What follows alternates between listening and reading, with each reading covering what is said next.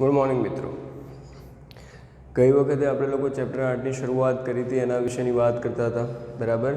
જેમાં આપણે લોકોએ કોષની સામાન્ય માહિતી લીધી હતી, સાથે સાથે કોષના ઇતિહાસ વિશેની માહિતી લીધી હતી, કે જેમાં આપણને કોષ કોણે જોયો છે, કોષની અંદર ઇલેક્ટ્રિક માઇક્રોસ્કોપની શોધ કોણે કરી હતી, કોષની અંદર કયા વ્યક્તિને શું જોવા મળ્યું, કોષ કેવી રીતે રચાય છે, કોષથી આપણા શરીરમાં શું થાય છે, આ દરેક વસ્તુની આપણે લોકોએ ચર્ચા કરી લીધી છે, બરાબર? ગઈ વખતે જ્યારે આપણે ટૉપિકનો એન્ડ લાયા, મતલબ કે જ્યારે ટૉપિકને પૂર્ણ કર્યો હતો, ત્યારે આપણી સામે બે નામ આવ્યા હતા, જે સજીવો પણ છે। જ્યારે ક્યારેય પણ તમને એવું પૂછવામાં આવે કે સજીવો કેટલા પ્રકારના છે, એટલે તમે બધા એવી રીતનો જવાબ આપતા હો છો કે સર બે પ્રકારના છે, જેમાં સૌથી પહેલો પ્રકાર પડે છે વનસ્પતિ અને બીજો પ્રકાર પડે છે પ્રાણી। પણ જ્યારે આવી રીતનો જવાબ તમે આપો છો ત્યારે તમારો જવાબ કેવો છે તો ખોટો, બરાબર? કેમ કે સજીવોના બે પ્રકાર પડે છે, તમારી વાત સાચી છે, પણ બે પ્રકાર કયા પડે છે? તો એક પ્રકાર છે એકકોષી અને બીજો પ્રકાર છે બહુકોષી। કારણ કે એકકોષી જે સજીવો છે એમાં પણ વનસ્પતિનો સમાવેશ થાય છે અને પ્રાણીનો સમાવેશ થાય છે। બહુકોષી જે સજીવો છે એમાં પણ વનસ્પતિ અને પ્રાણી બંનેનો સમાવેશ થાય છે। એકકોષી પ્રાણીઓની આપણે વાત કરીએ તો એમાં અમીબા, પેરામીશિયમ, યુગ્લિના, પ્લાઝ્મોડિયમ આવી રીતનો સમાવેશ થતો હોય છે। એકકોષી વનસ્પતિની વાત કરીએ તો એમાં ફૂગ અને લીલનો સમાવેશ થાય છે। બહુકોષી વનસ્પતિની વાત કરીએ તો તમને બધી દેખાય જ છે તમારા આજુબાજુમાં, અને બહુકોષી પ્રાણીની વાત કરીએ તો એ પણ આપણને દેખાય છે, આપણે પોતે પણ એની અંદર આવીએ છીએ, બરાબર? એટલે સજીવોના બે પ્રકાર રચાયા, એકકોષી અને બહુકોષી। જ્યારે આ સજીવોના કોષો માટેની આપણે ચર્ચા કરીએ છીએ ત્યારે આપણી પાસે બે પ્રકારના તફાવત રચાય છે। અહીંયા હું લખી દઈશ આદિ કોષ કેન્દ્રીય, અને એની બાજુમાં લખી દઈશ સુકોષ કેન્દ્રીય, બરાબર? સૌથી પહેલાં આપણે આ બે શબ્દને સમજવાનું છે કે આદિકોષ કેન્દ્રીય શું છે અને સુકોષ કેન્દ્રીય શું છે। આમાં આવશે એકકોષી સજીવો જોવા મળે છે, અહીંયા આવશે બહુકોષી સજીવ જોવા મળે છે। આદિકોષ કેન્દ્રી એટલે કે જે કોષ કેન્દ્ર છે એની આજુબાજુમાં કોષ કેન્દ્ર પટલ રચાતું નથી। શું નથી રચાતું?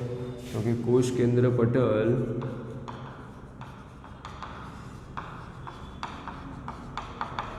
ગેરહાજર। એવી જ રીતે અહીંયા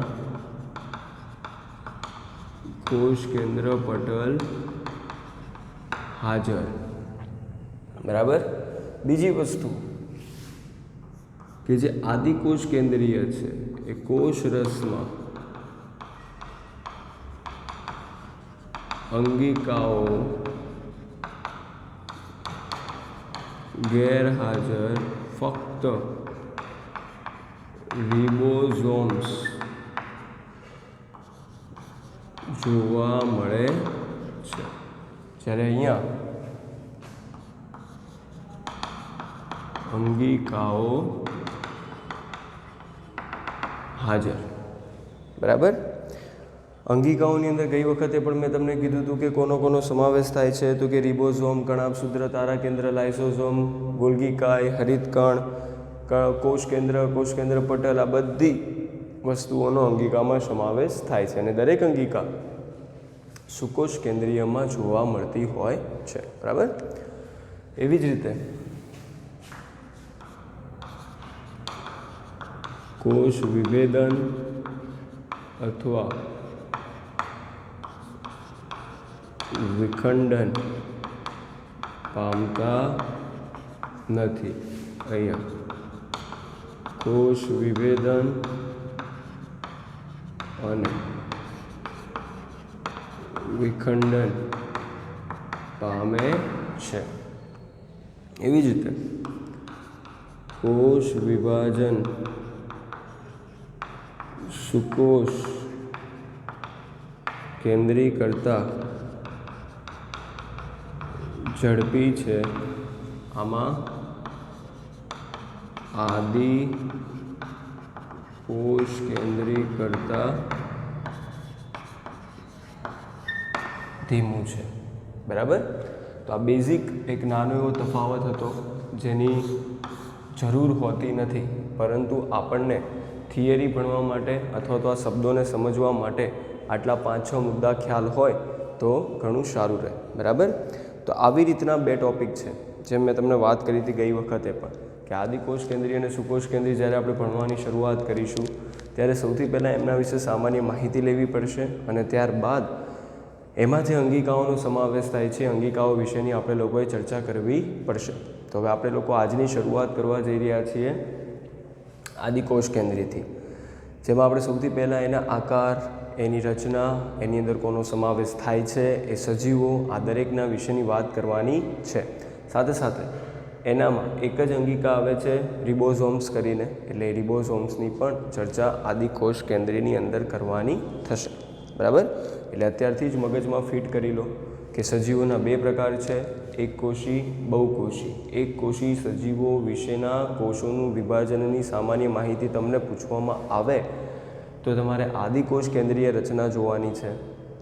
બહુકોષીની જ્યારે પૂછવામાં આવે ત્યારે તમારે સુકોષ કેન્દ્રીય જોવાની છે, બરાબર.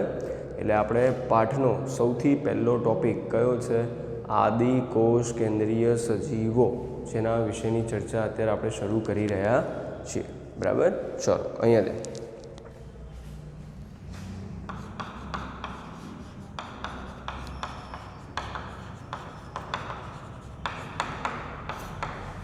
આદિકોષ કેન્દ્રી સજીવો. સૌથી પહેલાં એ લોકોની રચના જોઈએ, મતલબ કે સામાન્ય માહિતી જોઈએ. તો રચનાની અંદર આપણે લોકોએ અહીંયા તફાવતમાં જ લખેલું છે, એટલે કે રચના એકકોષી સજીવો નો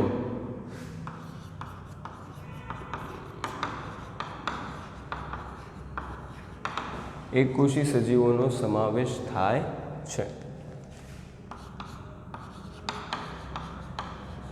જે સજીવોમાં કોષોનું વિભેદન અથવા વિખંડન થતું નથી, બરાબર. જે મેં તમને અહીંયા વાત કરી હતી, વિભેદન અથવા વિખંડન પામતા નથી. એવી જ રીતે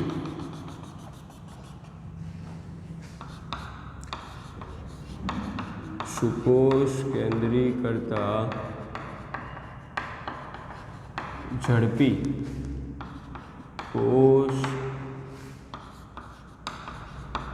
વિભાજન પામે છે. શું પામે છે? તો કોષ વિભાજન, જેની ચર્ચા આપણે અહીંયા પણ કરી હતી, બરાબર. કોષ વિભાજન એટલે શું થાય? તો એક કોષમાંથી 2 કોષ બનવાની રચના. એકમાંથી કેટલા? 2. તેના જેવા જ લક્ષણ ધરાવતા હોય, તેના જેવી જ રચના ધરાવતા હોય એવા દરેક કોષોને શું કહેવામાં આવે છે? કોષ વિભાજનની ક્રિયા, બરાબર. આ ક્રિયા દરમિયાન કોષ વિભાજન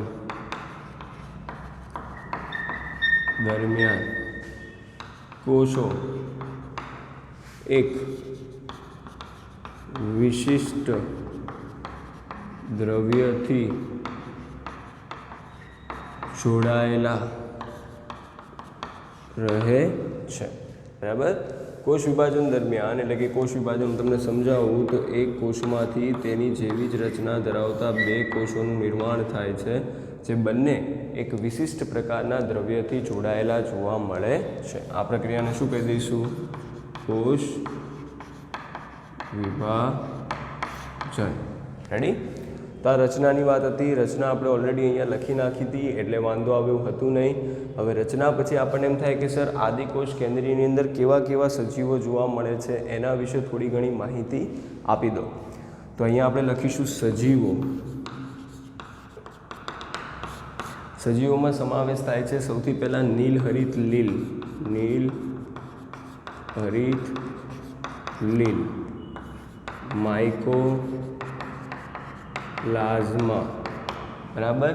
અને એવી જ રીતે સૌથી છેલ્લે આવે છે PPLO, જેને કહેવામાં આવે છે પ્લુરો ન્યુમોનિયા લાઇક ઓર્ગેનિઝમ.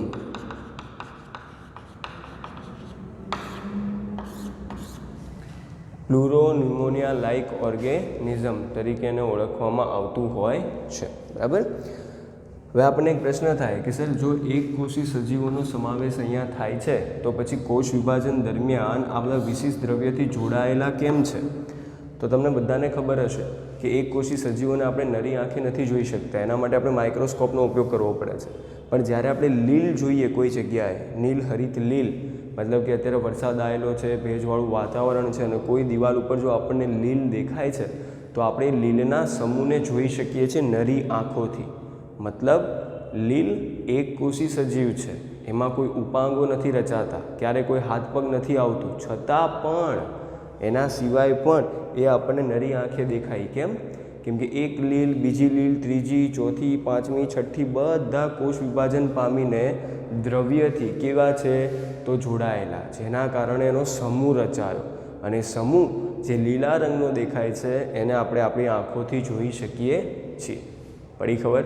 એટલે આવી રીતની વસ્તુ છે કે સજીવો એક કોષી છે પણ એમાંથી અમુક રચના એવી છે કે જે દ્રવ્ય દ્વારા જોડાયેલી છે, જેથી કરીને બહુકોષી સ્વરૂપે, મતલબ કે એક જથ્થા સ્વરૂપે આપણને આપણી આંખોથી દેખાઈ શકે છે.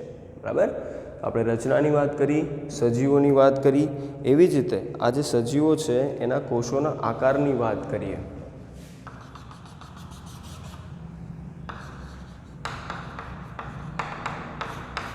સૌથી પહેલાં દંડાણુ આકારના જોવા મળે છે. કેવા? દંડાણુ એટલે કે દંડ જેવા. એના પછી આપણને કેવા જોવા મળશે તો ગોળાકાર. કેવી રીતની રચના જોવા મળે છે તો ગોળાકાર.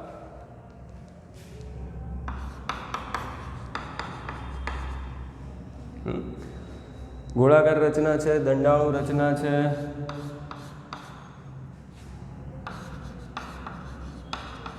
બીજાણુમય રચના છે, મતલબ કે નાના નાના અણુમય રચના છે. અને એવી જ રીતે કુંતલાકાર, જેને કોમાકાર પણ કહેવામાં આવે છે, રચના ધરાવે છે. દંડાણુ કેવા હશે તો દંડ જેવા, એટલે કે લાંબા લાંબા જોવા મળે છે.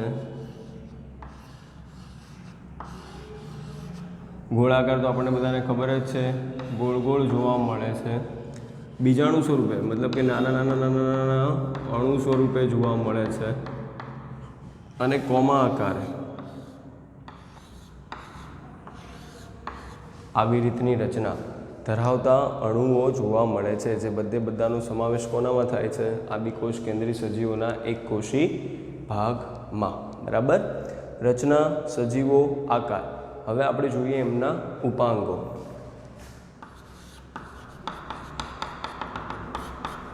એક કોષી સજીવ હોવાથી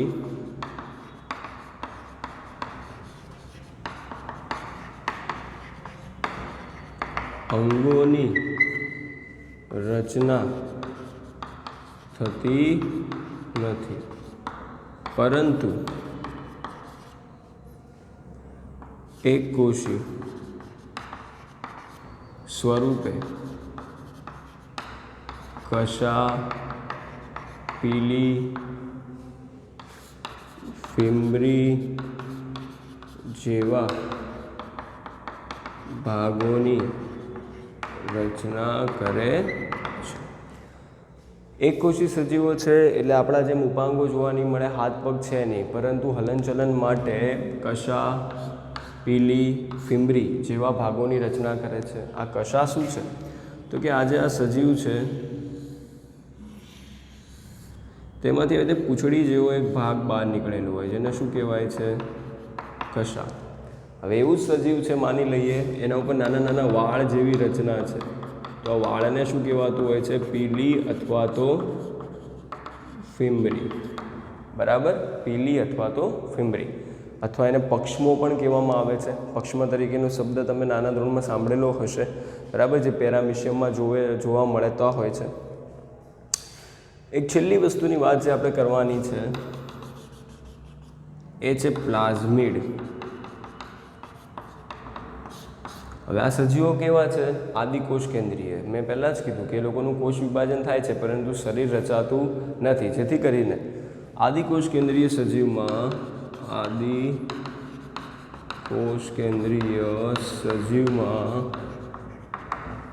કોષ કેન્દ્ર પટલ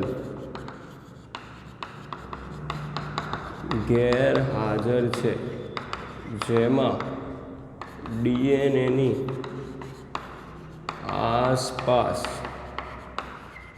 એક